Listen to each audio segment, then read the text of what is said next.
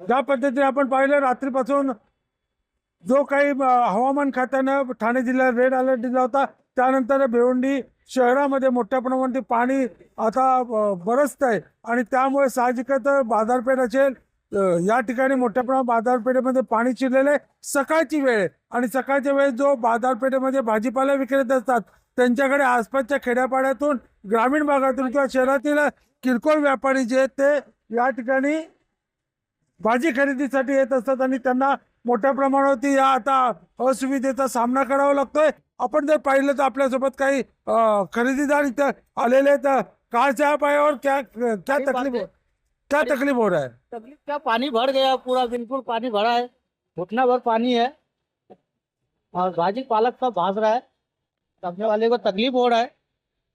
और क्या बोले, तो जिस तरह यहाँ पर किसको आप इसको दोषी मान सकते हो कि जिस तरह की यहाँ पर असुविधा हो रही है?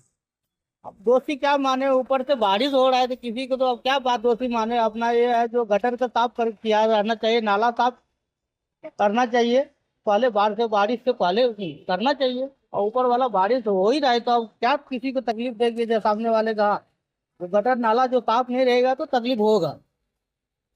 ज्या पद्धतीने आपण पाहिलं का भिवंडी शहरामधील आता जी पूर परिस्थिती सदृश अशी परिस्थिती निर्माण झाली आणि अशा परिस्थितीमध्ये जे काही रस्त्यावरती जे गटार आहेत किंवा गटारांचे काही मेनहोल उघडे असतील किंवा काही झाकणं उघडी आहे गटारींची, याबाबतची दक्षता पालिकेने घ्यायला पाहिजे।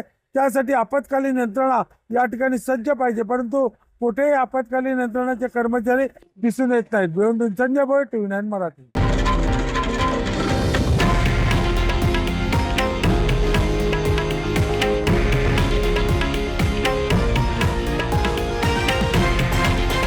हे आहे देशातील नंबर 1 न्यूज नेटवर्क आणि आपण पाहत आहात TV9 मराठी, एकमेव।